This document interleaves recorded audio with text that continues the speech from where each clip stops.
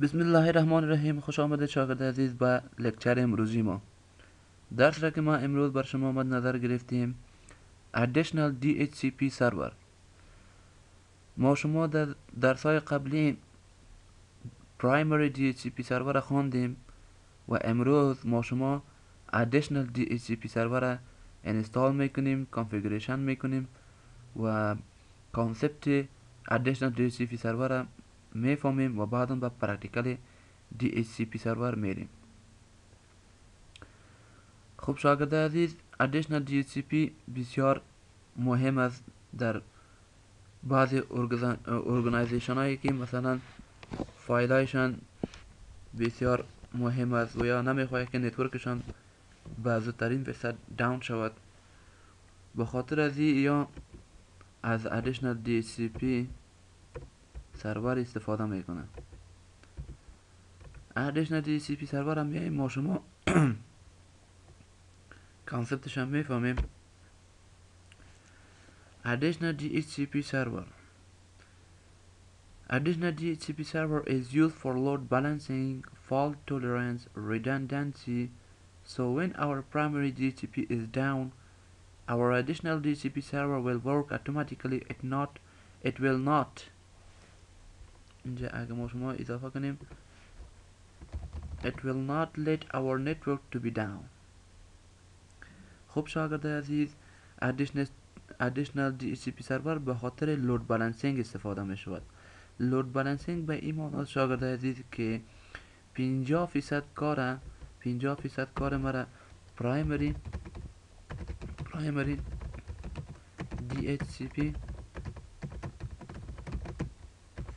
DHCP چند فیصد؟ 50% کار مرا پرایمری DHCP میکنه و سکندری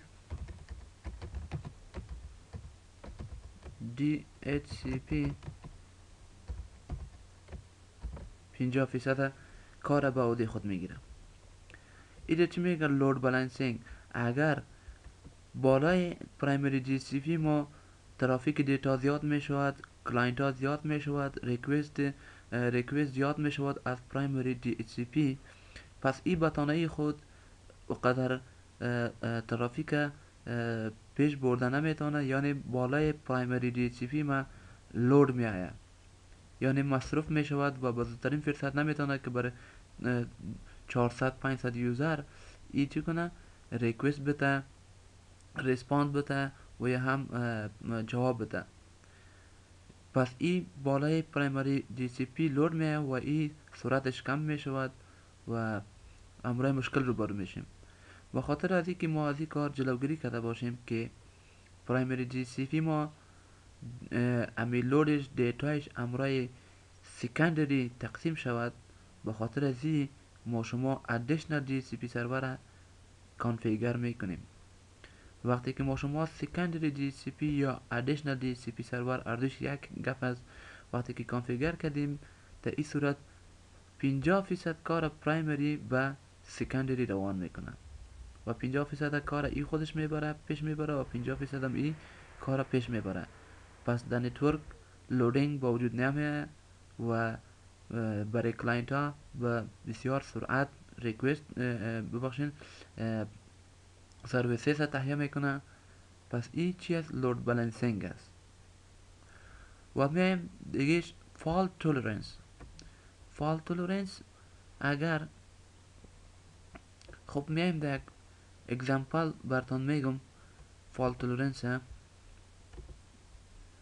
ببینید شاگرد عزیز، در اینجا ما کلاینت ها داریم. شما فکر کنید که 300-400 یوزر است و این یوزر ها امرای یک سویچ وصل است و سرورها داریم اینجا پرایمری DHCP است و سکندری DHCP است. این هم امرای سویچ وصل است و اینجا فکر کنید که تنها دیگه سرورها هم است، مثلا دومین است، FTP سرور است و غیره و غیره. فکر کنید سرورها در یک ارگانیزیشن بسیار زیاد می باشند. ما اینجا پرایمری DHCP ما که به نام سرور 1 است، سرور 1 و ادیشنال دی سی پی ما به نام سرور 2. در سرور 1 ما اکتیو دایرکتوری دومین سرویسز انستال کردیم، دی ان اس انستال کردیم، کانفیگریشن کردیم. پس اینجا ما دی سی پی را هم رن کردیم. دی سی پی سرور ما رن کردیم و آی پی کامپیوتر ما است 192.168.1.1 و آی پی دی ان اس ما 192.168.1.1 است. فکرتان است چون دی ان اس هم دمی سیستم ما انستال کردیم، پس آی پی امی کامپیوتر برش .1.1 نوشته کردیم. اگر دی ان اس ما در کدام سرور جداگانه باشه، پس آی پی از کامپیوتر در این کامپیوتر نوشته میکنیم. و این چی شد؟ مکمل دومین هم است و پرایمری دی سی پی سرور هم است. پس اینجا ما ضرورت به ادیشنال دومین کنترلر وقتی ضرورت می شود که بالای سرور اولی ما لودینگ زیاد شود، ترافیک دیتا زیاد می شود، ریکوست کلاینت ها از سرور 1 زیاد می شود. پس بالای سرور اول ما لودینگ می آید و سرعت سرور اول ما کم می شود. به خاطر از اینکه سرعتش کم نشود و 50% کار این سرور پیش ببره و 50% هم این سرور کار پیش ببره، در این صورت ما شما ضرورت به ادیشنال دی سی پی سرور داریم. و در سرور که دی سی پی سرور ادیشنال دی سی پی و یا هم سکندری دی سی پی سرور ما اینستال کردیم، آی پی از این کامپیوتر است 192.168.1.1 از هر کلاسی که باشه. دی ان اس از 192.168.1.1 است. چون دی ان اس در این سرور اینستال است، پس آی پی امی کامپیوتر برش میتیم تا این توسط امی دی ان اس سرور دوم امرای سرور اول رپلیکیشن کرده بتونه و سرور دوم امرای سرور اول چی میکنیم؟ جاین میکنیم. این باید ما شما جاین بکنیم امرای دومین.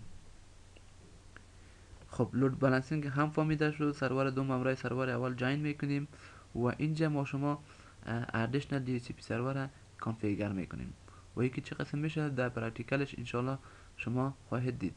خب میایم دیگه سر فالت تولرنس. فالت تولرنس شاگردای عزیز به این معنی است که ما شما پرایمری دومین داریم. پرایمری دومین ما اگر داون می شود، این خراب می شود، پس تمام کلاینت ها امرای مشکل روبرو می شود و تمام کلاینت ها فیل می شود. نتورک ما ببخشین تمام نتورک ما داون می شود.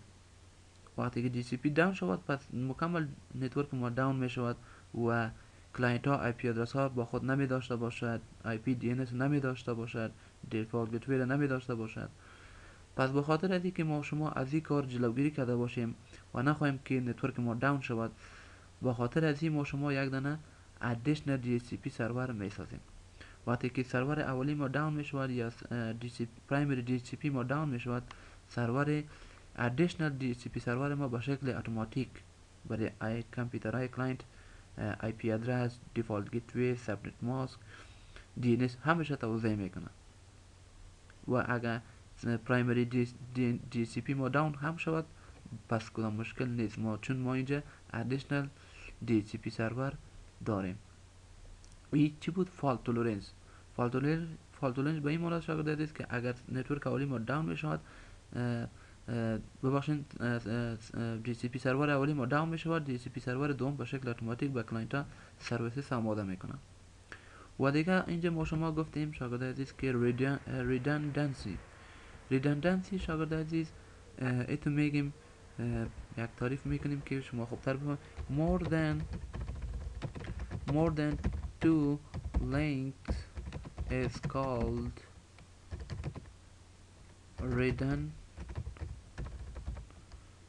redundancy. بیشتر از دو لینک به نام ریدندنسی نامیده می شود. من اینجا یک لینک دارم، چون اینجا ما دو دانه لینک است. ببینید شاگرد عزیز، دو دانه لینک. این هم چی میگه؟ اینی حالته که مثلا دو دانه لینک است، سرور اولی همراه سرور دومی جاین است و رپلیکیشن کرده میتونه. این به نام ریدندنسی یاد میکنه. more than two links به نام ریدندنسی نامیده می شود. و این هم به خاطر فالت تولرنس استفاده می شود. more than two links به خاطر فالت تولرنس استفاده می شود. خب شاگرد عزیز، خدا کنه که کانسپت ادیشنال DHCP سرور شما فهمیده باشین و خود DHCP سرور ما در ویدیو قبلی ریکارد کردیم با تفصیل، ایره ریکارد کردیم و امروز ما شما میایم ادیشنال DHCP سرور انستال میکنیم، کانفیگر میکنیم و میبینیم که چه قسم ادیشنال DHCP سرور کانفیگر میشود. میریم با پرکتیکال ادیشنال DHCP سرور. به خاطر از این کار شاگردای عزیز، شما باید دو دانه سرور در سیستمتان انستال کرده باشین، یا سرور 2012 و یا هم سرور 2008، هر سروری که باشه. اما کوشش کنید که شما امی درسایی را که ما براتون میتونم در سرور 2012 شما امپلمنت کنید، چون سرور 2012 بهترین سرور است و در بسیاری از ارگانایزیشن ها از سرور 2012 استفاده می شود. ما سرور اول دارم شاگرد عزیز، میرم در اینجا آی پی ادرس براتون یک دفعه نشان میتونم. TCP IP ورژن 4 192.168.1.1 آی پی کامپیوتر ما ثبت ماسکش است و 127. ببینید وقتی که ما ایره باید داشته باشین، وقتی که اکتیو دایرکتوری و یا DNS شما اینستال میکنین، کامپیوترتان وقتی که ریستارت میشد آی پی لوبک به خود میگیره. پس آی پی لوبک شما پاک میکنین و آی پی خود کامپیوترتان نوشته میکنین و این چیز preferred DNS سرور است، چون DNS در می سیستم اینستال کردیم پس آی پی می کامپیوتر برش میتونم. اوکی. و ببینید شاگرد عزیز اینجا دیفالت گیتوی من ندارم و پس آن میبینیم که DHCP سرور برای ما دیفالت گیتوی را هم توضیح میکنه. اوکی. ای بود آی پی کانفیگوریشن و بعدا میایم ما اینجا شاگرد عزیز اکتیو دایرکتوری را اینستال کردیم، DNS اینستال کردیم، DHCP را هم اینستال کردیم. پرایمری DHCP سرور ما اینستال کردیم و ببینید پرایمری DHCP سرور ما اینستال کردیم و DHCP سرور شاگردای عزیز ما شما میتونیم که از طریق ایران هم باز کنیم. dhcpmgmt.msc. ببینید DHCP سرور برای ما باز شد. DHCP سرور هم ما در ویدیوهای قبلی ریکارد کردیم و اینجا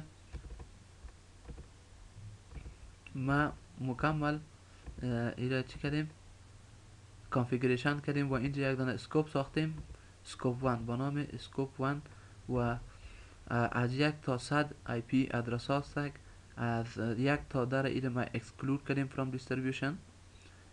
از 1 تا 100 رنج از آی پی ادرس ها است که باید توزیع شود و از 1 تا 10 ما چی کردیم، جلوگیری کردیم از اینکه باید توزیع نشود با کامپیوترهای کلاینت. و آی پی ادرس های را که ما شما اکسکلود میکنیم به خاطر از این است که ما شما مثلا به خاطر DNS خود، راوتر خود، پرینتر خود و یا هم دیگر دیوایس هایی که در نتورک باشه، به خاطر از اون ما او آی پی ها را اکسکلود میکنیم و او را نمیگذاریم که با کامپیوترهای کلاینت او توزیع شود. ادرس لیز آی پی 11 برای یک کامپیوتر که به نام بشرمل است، این چی شده، این برش توزیع شده، آی پی توزیع شده و این همچنان ما امی آی پی 11 را ریزرو کردیم. این درسا را ما قبلا خب مکمل ما DHCP سرور را کانفیگر کردیم و اینمی چیزایی که اینجا شما میبینین باید مکمل در ادیشنال DHCP سرور باید انتقال داده شود، چون اگر این داون میشود پس ادیشنال DHCP سرور به شکل اتوماتیک کار بکنه. میایم در سرور دومی. در سرور چند هستیم؟ سرور دومی. در سرور دومی ما ncpa.cpl آی پی کانفیگوریشنش رو براتون یاد میتم و ببینید که چه قسم آی پی اینجا داده میشه. 192.168.1.2 که آی پی سرور دوم است، سترد ماسکش هست و 192.168.1.1 این آی پی DNS است که از سرور اولی در اینجا ما نوشته کردیم، چون DNS سرور در سرور اولی اینستال شده پس آی پی از اون نوشته میکنیم. و توسط این DNS است که سرور دو امرای سرور اولی جاین میشود و رپلیکیشن میکنه.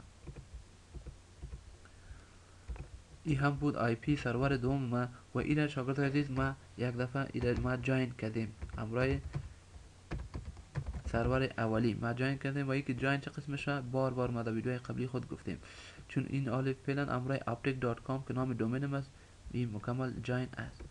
پس من ضرورت به این دارم که اینجا DHCP سرور انستال بکنم. add server manager, add rules and features, next next next DHCP server, add features services. DHCP سرور انستال میکنیم. اگر ضرورت به ریستار بود ریستار شود، در غیر دو انستال.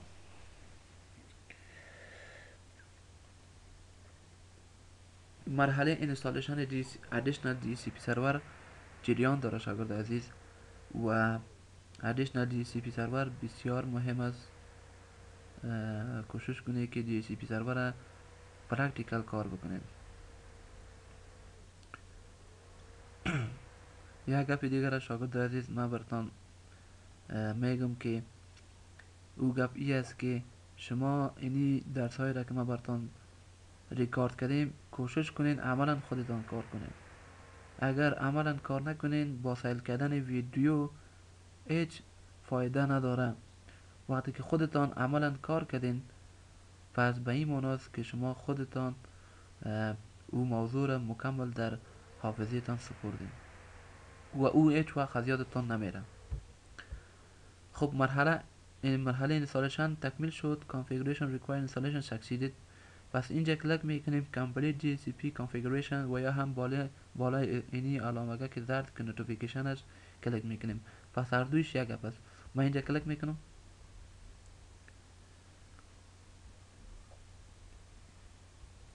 next نام نام کامپیوتر ما چیه؟ سرور دوست ادمنستراتور و اینجا use alternate credential.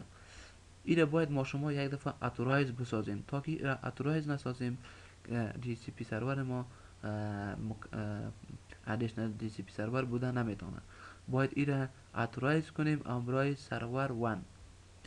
اتورایز کردنشیال به این معنی است که اینجا یوزرنیم و پسورد سرور اولی را باید ما شما نوشته بکنیم.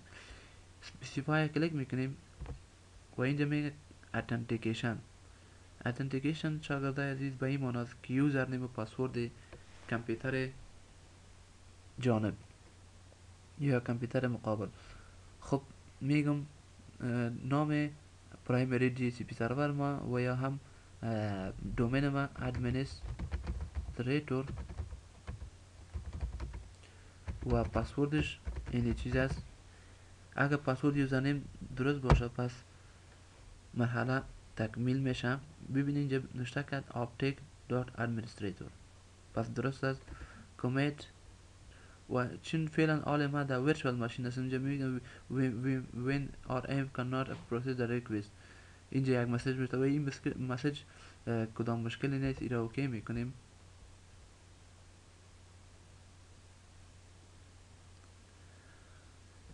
خب کلوز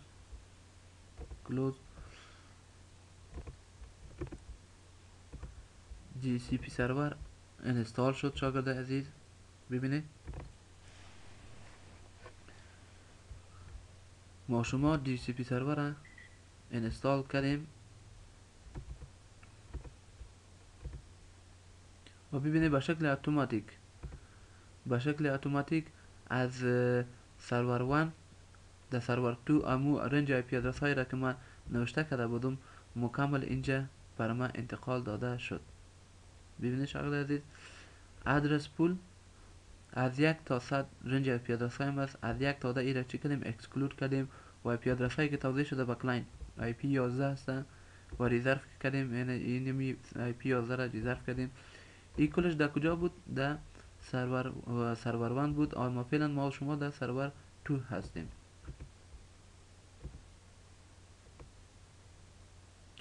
اگر بخوایم که دی اکتیویت کنیم ایره اینجا میگیم دی اکتیویت. بالای ورژن 4 اینجا ما شما داریم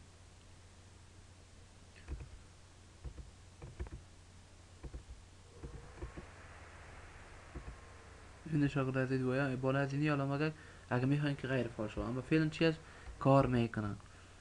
ببینید شاگرد عزیز و حال ما میرم در سرور دوم.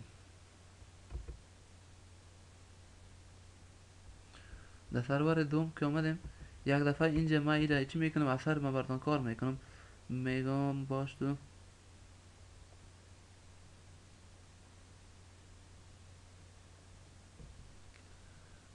در سرور دوم میرم. شما خوبتر ببینید که چه قسم اینی فایل اصل اسکوپ از پرایمری دی سی پی به سکندری چطور انتقال داده میشود.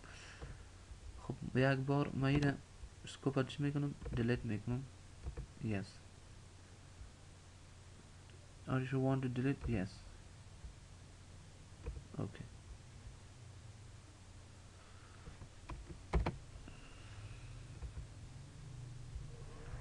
خب ما از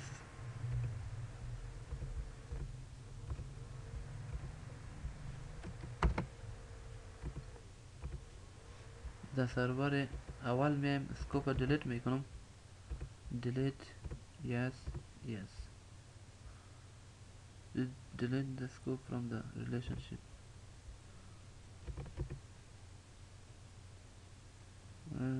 Configure failover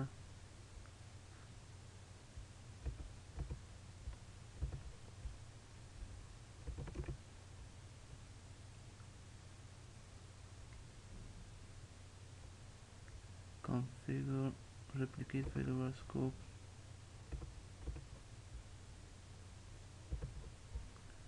ما یک بار ایره دیلیت میکنم.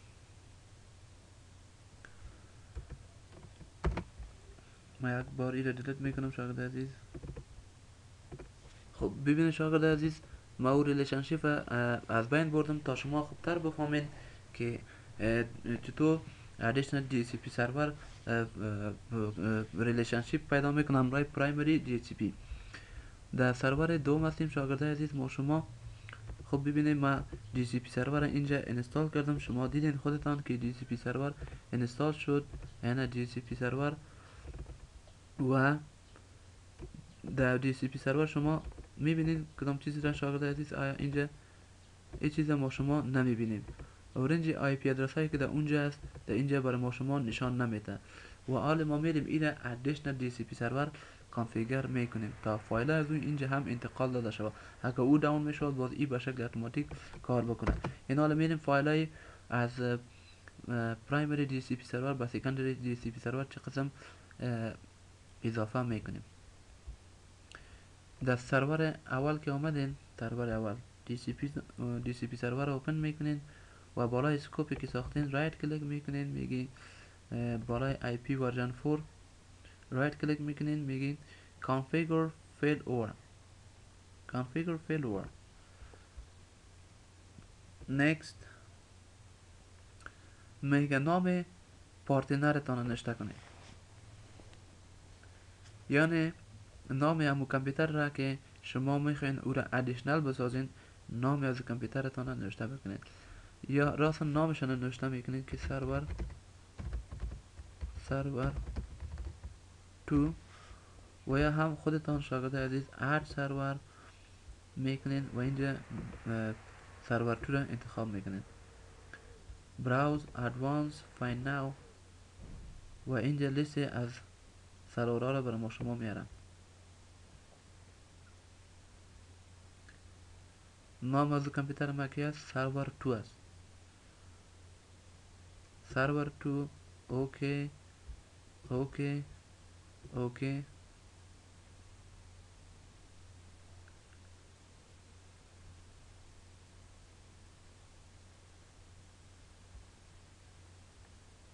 و اینجا اکسپت میکنه.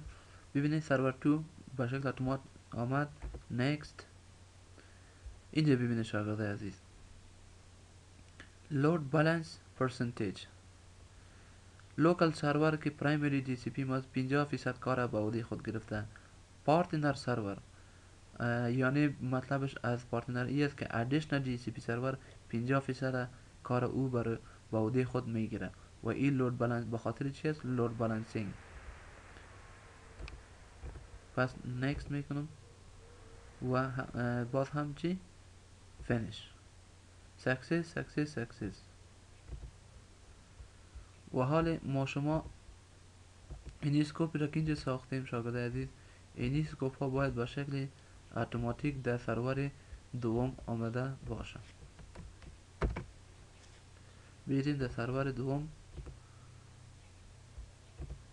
و اینجا چی میکنیم؟ یک رفرش.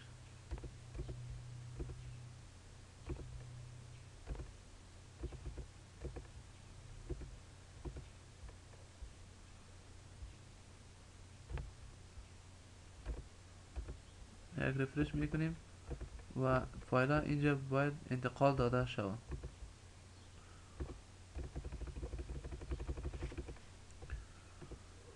چون ما این یک دفعه ریموو کردم و اینجا به آسانی نمیه، کمی وقت میگیره. میریم در سرور دوم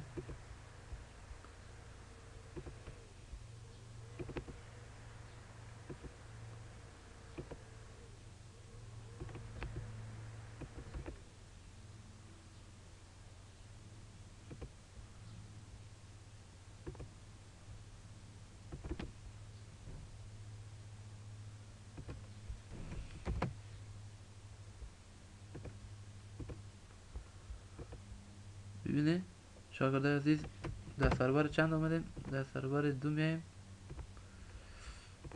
نامده تا بالا. یک رفرش میکنیم،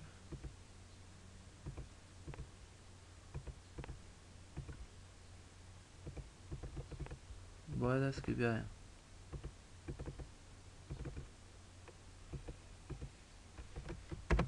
ما میبینم که مشکل در کجاست. خب ببینید شاگرد عزیز، خب ما ریلیشنشیپ با شکل مکمل دیلیت نکرده بودم، برای من ایرور میداد. ما حال ریلیشنشیپ با شکل مکمل دیلیت کردم و اثر براتون میگم که ادیشنال دی سی پی سرور چه قسم کانفیگر میشود. فعلا شاگرد عزیز من در سرور دوم هستم. سرور دوم ما دی سی پی سرور را اینستال کردم و اینجا میبینید شاگرد عزیز که در اینجا رنج از آی پی ادرس ها را نشان نمیده، لیز ادرس ها را نشان نمیده، مکمل چیزا را ببینید شاگرد عزیز برای من نشان نمیده. ببخشید. خب ببینید شاگرد عزیز، من در سرور دوم میرم. ببینید اینجا اسکوپی که در سرور اولی ساختیم اینجا نامده، باید او اینجا انتقال شود تا این ادیشنال دی سی پی سرور شود. خب میریم چه قسم انتقال میشه. بالای آی پی ورژن 4 رایت کلیک، میگم نیو، میگم configure failure next پارتنر سرور، میگم سروری که پارتنر خود تعیین میکنی کدام سرور است. هر سرور براوز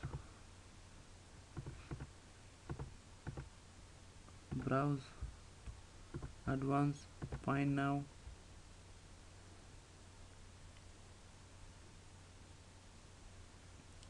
لیست از سرورها اینجا برای ما شما میاره و سروری که پارتنر خود تعیین میکنیم او نام از سرور 2 است. سرور 2 اوکی.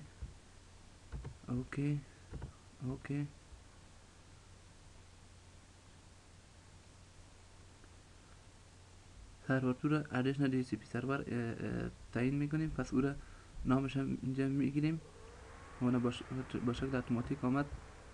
next.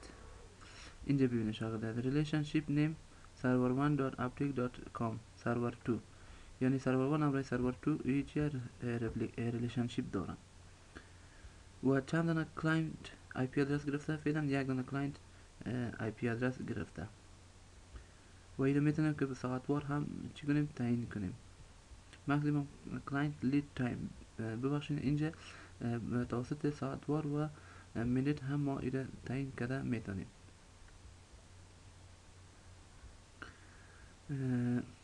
کلاینتی که آی پی ادرس گرفته چی میشه؟ 1 ساعت میشه. اینجا میتونیم که ساعتوار و دقیقه وار اینو انتخاب کنیم و این مود چی است؟ لود بالانسینگ است. لود بالانسینگ میگم 50% لوکل سرور کنه پرایمری دی سی پی سرور و 50% لودینگ هم بالای پارتنر سرور به، یعنی سرور دو 50% کار او میکنه و 50% ای کار پیش میبره. سویچ استیت سویچ اوور اینتروال، ای به این معنی شاگرد عزیز که بعد از 60 دقیقه بعد کار لوکال سرور پارتنر سرور میکنه، از پارتنر سرور لوکال سرور میکنه. مثال براتون میدم، مثلا ایره 60% میسازیم، ایره که 60% بسازیم ای بای دیفالت 40% میشن، یعنی 60% کار ای پیش میبره و 40% کار ای پیش میبره. و اگه بخوایم ایره چک کنیم به این معنی است که بعد از 60 دقیقه یعنی 60 کار 60% را ای به عهده خود میگیره، کار لوکال سرور را میکنه و از پارتنر ای به عهده خود میگیره، یعنی وظیفه خود چنج میکنن.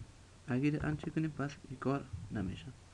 و اینجا یک شیر سیکرت، یک پاسورد میدیم تا این کسی از ادیشنال دی سی پی سرور ما وقتی که انیبل میکنه اتنتیکیشن از پیشش بخوره، انیبل میسیج اتنتیکیشن یک پاسورد میدیم تا کسی از ادیشنال دی سی پی سرور ما استفاده کرده نکنه. نیکست. و ببخشید اینجا پس 50% میسازیم،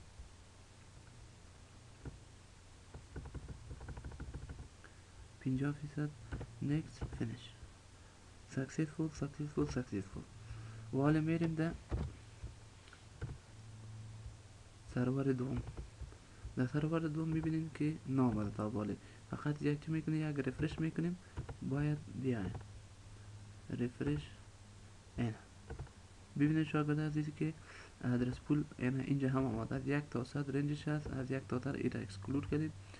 ادرس ریلیز به ادرسی که با کلاینت توضیح داده شده دیستریبیوت شده 11 است، هم میشه اینجا هم هست و اونجا هم کلاینت ببخشید پرایمری دی سی پی سرور ما در اینجا هم وجود داره و در ادیشنال دی سی پی هم وجود داره. اگر این ما داون کنیم یا مثلا داون میشود خراب میشود، پس ادیشنال دی سی پی سرور ما با شکل اتوماتیک کار میکنه. فکرتون است شاگرد عزیز؟ و حالا من کامپیوتر کلاینت روشن میکنم و میبینیم که آی پی از کدام سرور میگیره. بازی را شتداون میکنیم، باید ای به شکل اتوماتیک آی پی را به کلاینت توضیح بکنه.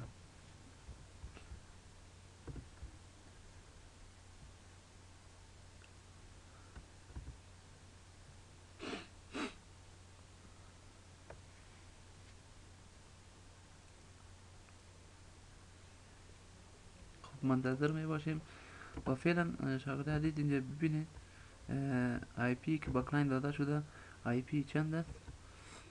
آی پی 11 است. اگر بخوایم که ایره از سرور دو آی پی را بگیره، پس سرور اول چی میکنیم؟ شتداون میکنیم. اول میره ما شما میبینیم که آی پی را از کدام سرور گرفته.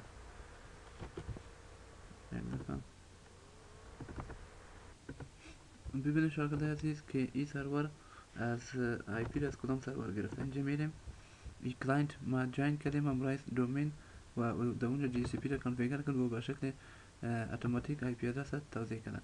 دیتیلز میریم میگه 11 آی پی 11 را برش دادن دیگه، از دیفالت گیتویش دو است، دی سی پی سرور 1 است، دی ان اس هم 1 است.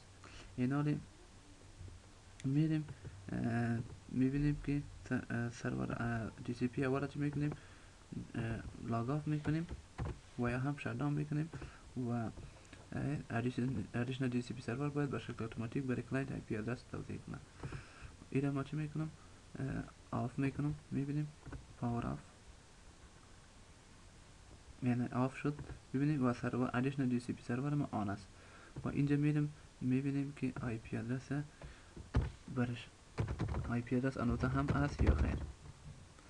بعد شاگرد عزیز ببینید 192.168.1.11 و دیفالت گیتوی هم برش توضیح کردن. اگر ما دی سی پی سرور نمی داشتیم، ادیشنال دی سی پی سرور نمی داشتیم، پس ای آی پی برش توضیح نمی شد. پس ادیشنال دی سی پی سرور برای فالت تولرنس استفاده میشه. properties. خب این کلاینت از ایده کلاینت ایده ای کار کردن نمیتونم که آی پی رو چنج کنم.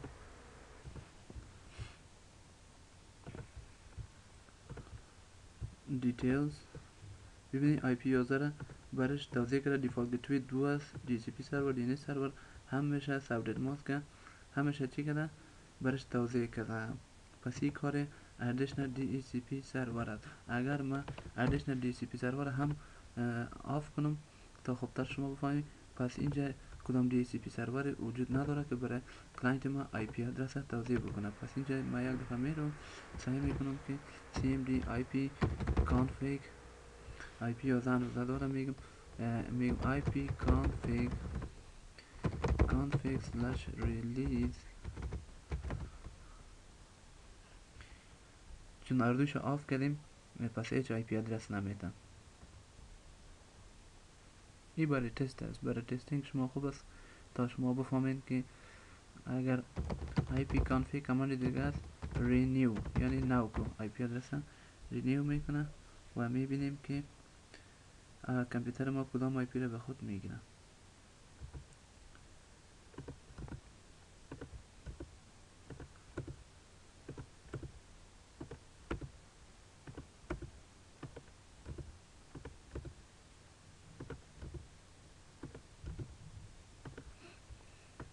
کمی وقت میگیره چون اردو سرور ما آف کردیم.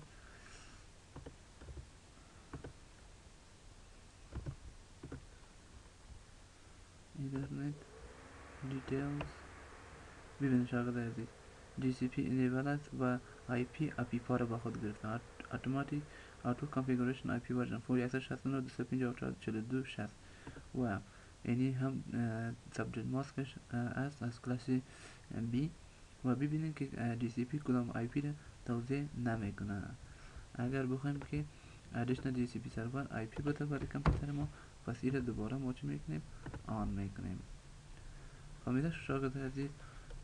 پس ما شما همیشه باید هر دو سرور ما آن باشه تا DCP اگر یکی داون میشه additional DCP باشه اتوماتیک با کلاینت IP ادرس بدهد.